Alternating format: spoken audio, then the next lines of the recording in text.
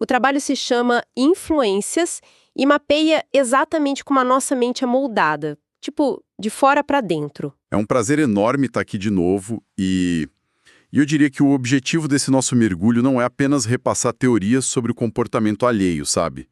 A missão aqui é explorar uma ideia bem radical que o Andrade já apresenta logo de cara. E que é um pouco desconfortável, né? Bastante desconfortável. É a noção de que o eu isolado, aquele eu puramente autêntico que a gente acha que tem, talvez nem exista.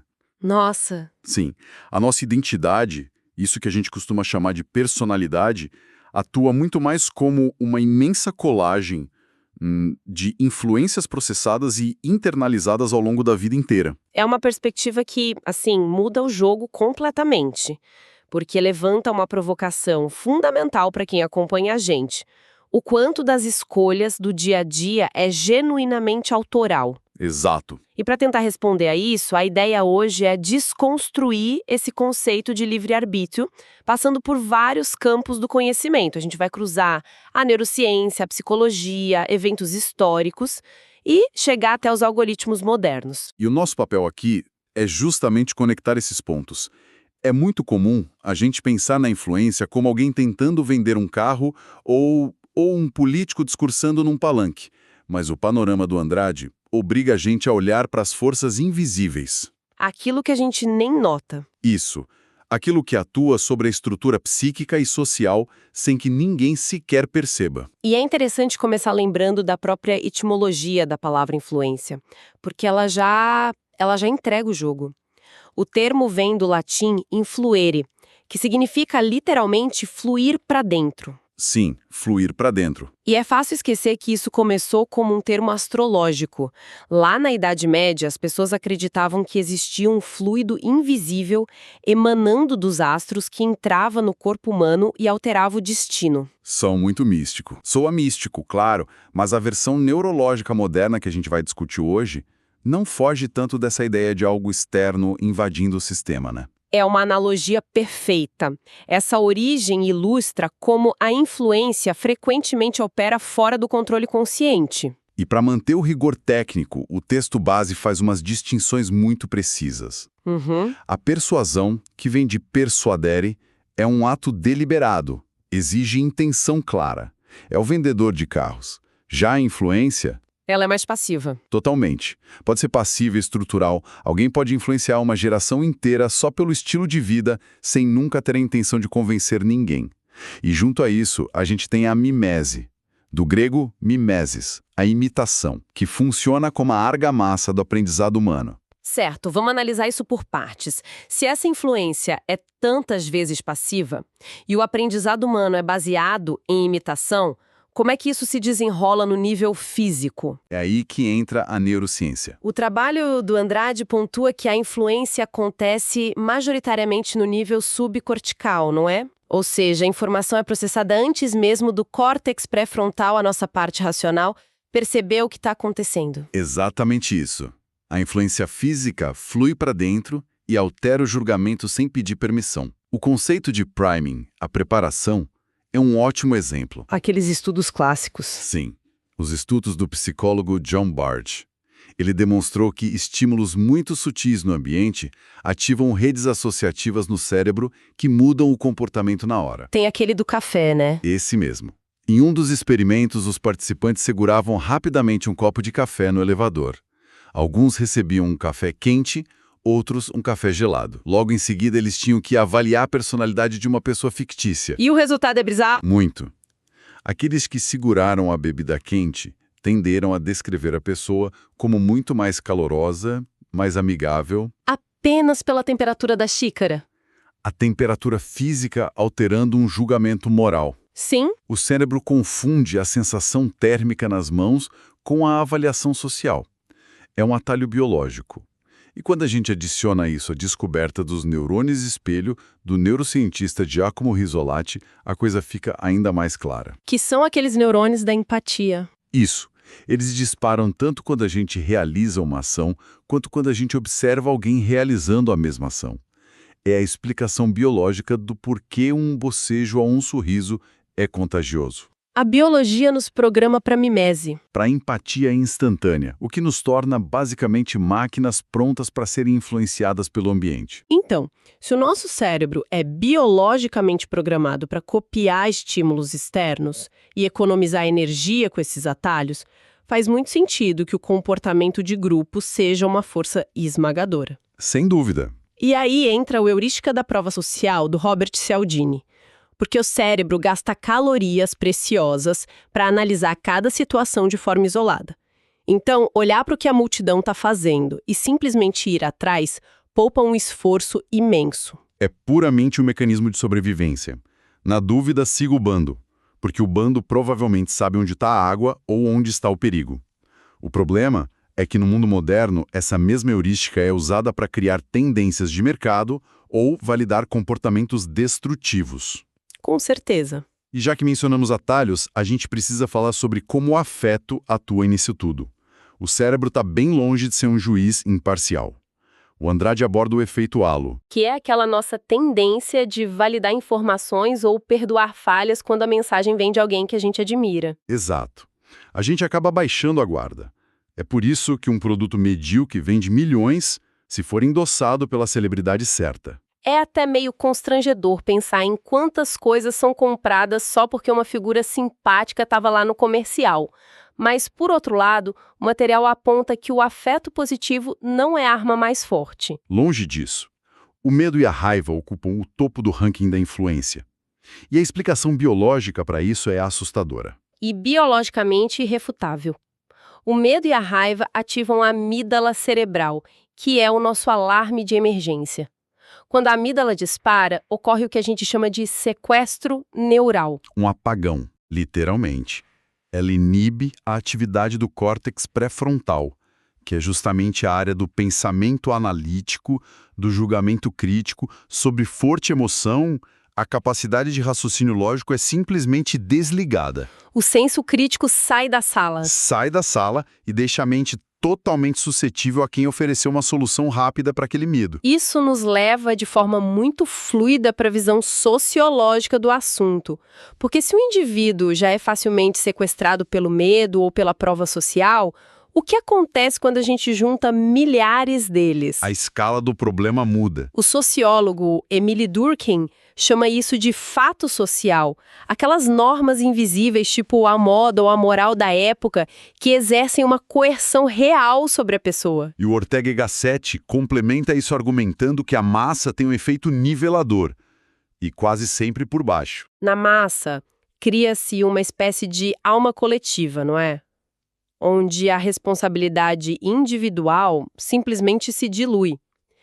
É muito mais fácil apoiar uma ideia absurda quando você é apenas um rosto no meio de mil. E a psicanálise tem uma leitura brilhante desse fenômeno. O Freud, no ensaio dele sobre a psicologia das massas, diagnosticou o mecanismo interno desse apagamento. Fascinante. Ele explica que, ao se fundir em uma massa, o sujeito substitui o seu ideal do eu, aquela bússola moral e aspirações próprias, pelo líder do grupo ou pela ideologia. A vontade coletiva terceiriza a consciência. E já que a gente tocou na psicanálise, eu acho fundamental a gente aprofundar um pouco mais nessa visão da mente e dos mecanismos do desejo. Porque a gente sempre tem a ilusão de que sabe exatamente o que quer. Sim, a ilusão da escolha livre. O emprego novo, uma roupa, um estilo de vida. Mas o pensamento do Jacques Lacan que o texto traz muda tudo. A frase central é forte. O que é fascinante aqui é justamente essa premissa do Lacan. Ele diz que o desejo do homem é o desejo do outro. E isso é a engrenagem mais poderosa da influência comercial. Sem dúvida. Pensa numa tendência de moda altamente peculiar. Aquelas botas vermelhas gigantes que viralizaram um tempo atrás. Ou um carro esportivo de luxo no meio de uma cidade cheia de engarrafamentos. Objetivamente, não tem utilidade prática nenhuma. Nenhuma. O Lacan argumenta que nós não queremos o objeto em si. Nós queremos o status, o olhar de admiração, a aprovação do outro que aquele objeto simboliza. A gente não compra o carro, compra o olhar do vizinho sobre o carro. Perfeito. O marketing moderno não vende especificações técnicas. Ele vende o preenchimento de uma falta existencial. Ele diz, ao comprar isso, você será aquilo que os outros desejam. A gente terceiriza o nosso próprio desejo. Isso dialoga muito com a teoria mimética do antropólogo René Girard, que também está no material. O Girard é essencial nessa discussão. Ele argumenta que, ao contrário da fome ou da sede, o ser humano não tem um instinto programado para desejar objetos específicos. A gente não sabe o que valorizar. Então a gente olha para um modelo. Nós copiamos o desejo de quem admiramos. E o Girard aponta para o grande paradoxo da sociedade humana. Por um lado, imitar o desejo do outro cria coesão social, faz o grupo compartilhar valores e cultura. Mas, por outro lado, É a raiz absoluta da violência e do conflito. Porque se todo mundo começa a imitar os mesmos desejos, a mesma promoção, o mesmo território, a rivalidade é inevitável. A mesma força que une a sociedade é a que gera a guerra por recursos. aqui é que a coisa fica realmente interessante.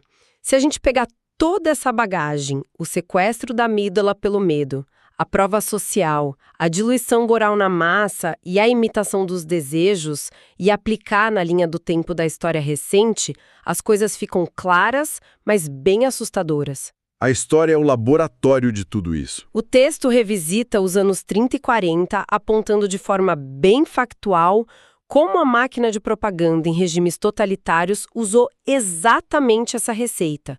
O Goebbels, por exemplo, a repetição exaustiva combinada com o medo para contornar o córtex pré-frontal e redesenhar a moral de uma nação. É o uso industrial do mecanismo biológico que a gente descreveu. E a academia demorou pouco tempo para começar a quantificar isso. O experimento de Asch sobre conformidade, em 1951, é um marco. Esse experimento é chocante. É fascinante revisar o desenho prático dele. 8 pessoas entram numa sala. 7 são atores contratados. Só uma é o participante real, que não sabe de nada. Certo. O teste é muito simples. Olhar para uma linha de referência num quadro e apontar qual das 3 linhas ao lado tem o mesmo comprimento. A resposta correta é evidente até para uma criança. Mas aí, um por um, os atores começam a dar, com toda a convicção do mundo, a resposta errada. Sim. E o participante real fica ali, sentindo o peso da sala inteira contra a percepção óbvia dele. Precisamente. O participante começa a duvidar da própria visão, hesita. E os dados mostraram que em 75% das vezes as pessoas acabam concordando com a resposta claramente errada em pelo menos uma das rodadas. 75%. Apenas para não quebrar a harmonia do grupo. O indivíduo nega a própria realidade sensorial para pertencer. E só 10 anos depois, em 1961, a psicologia foi ainda mais longe com o experimento de Milgram, focando na influência da autoridade. O nível de desconforto que essa pesquisa gera até hoje é imenso. O Milgram testou os limites da obediência. Voluntários comuns eram instruídos por um pesquisador de jaleco branco a aplicar choques elétricos em outra pessoa, numa sala separada, que era um ator fingindo dor, claro, toda vez que errasse uma questão de memória. O que choca no experimento de Milgram é a progressão. Os choques iam de uma leve voltagem até níveis marcados como perigosos. O ator gritava, pedia para parar. O participante frequentemente hesitava, suava, entrava em angústia. Mas o pesquisador ali do lado, Representando a autoridade calma e inabalável, simplesmente dizia: o experimento requer que você continue.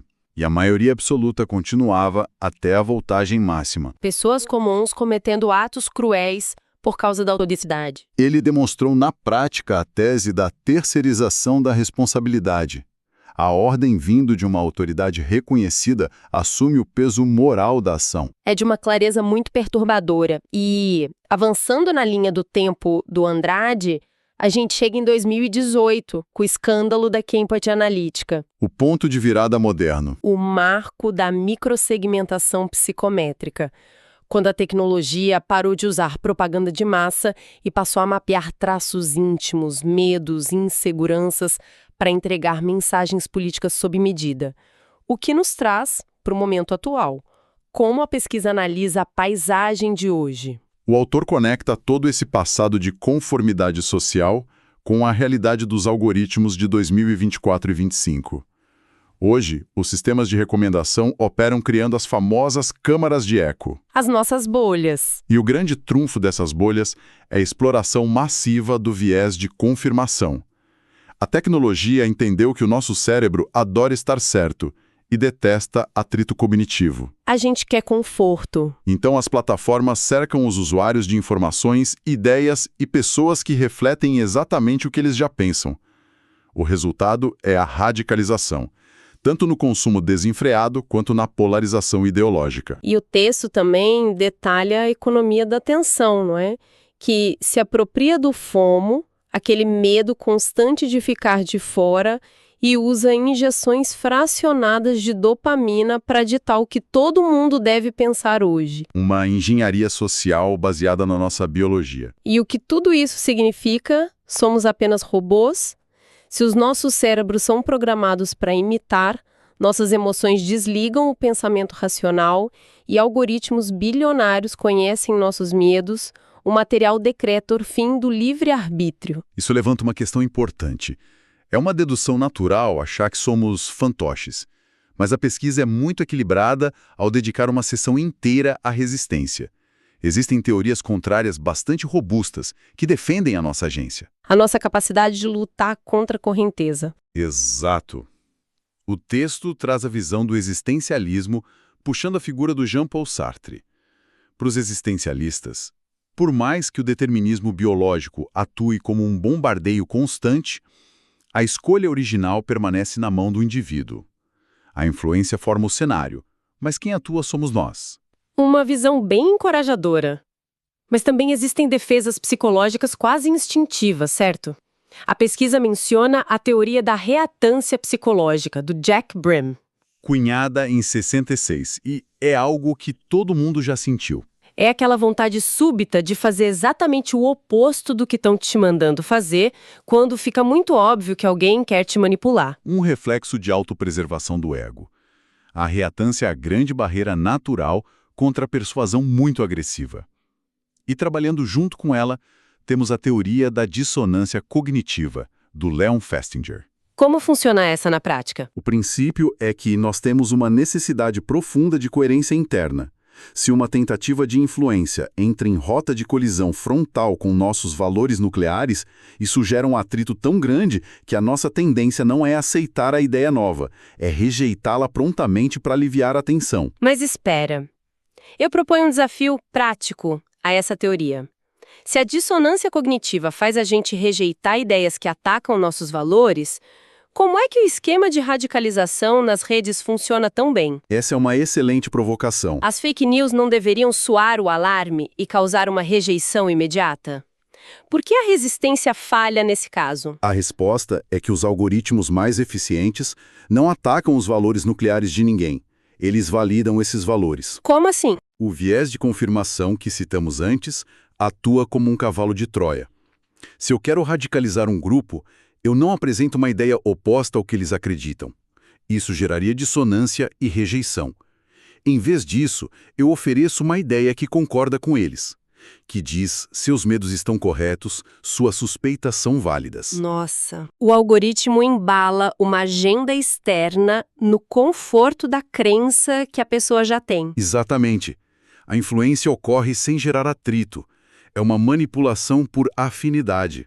É por isso que é tão letal. Impressionante. Então, olhando para essa arquitetura complexa que a obra do Everton Andrade nos oferece, como a gente pode sintetizar o que forma as nossas decisões? A síntese crítica de todas essas fontes é que a nossa margem de autonomia é, na prática cotidiana, menor do que o nosso ego gosta de admitir. A natureza humana é fundamentalmente porosa. Nós absorvemos o ambiente. Sim. E o ponto mais importante é que a influência com maior poder de destruição e de construção não é o discurso eloquente ou a coerção física.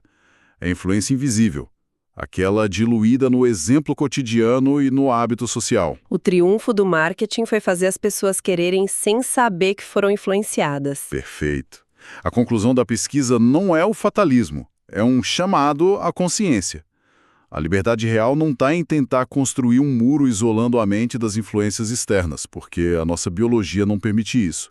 A liberdade reside em observar e identificar ativamente essas correntes invisíveis. Desenvolver a capacidade de assistir aos próprios pensamentos. Exato. Excelente síntese. E para amarrar essa nossa investigação de hoje, a gente reservou um detalhe prático bem instigante tirado dos textos originais. Muito bom esse ponto para fechar. Já que a ciência aponta que somos seres tão porosos, para quem está acompanhando, é interessante pensar no próprio dia a dia. A fonte revela que a música ambiente numa loja de departamentos está secretamente alterando o seu batimento cardíaco e a disposição de compra. O ambiente dita o ritmo do corpo. E tem mais. As cores do ambiente nos fast foods, como o vermelho e o amarelo, não são decorativas. Elas são projetadas neurologicamente para ditar urgência. Até o sorriso automático de um estranho na rua calibre o senso de segurança sem que a gente note. Tudo é informação para o cérebro. Sabendo disso, a próxima vez que quem está ouvindo for caminhar pela rua, vale tentar observar quantos dos sentimentos e urgências neste exato segundo são genuinamente próprios e quantos foram silenciosamente roteirizados pelas cores e sons ao redor. Fica a reflexão para todo mundo. E até a próxima análise.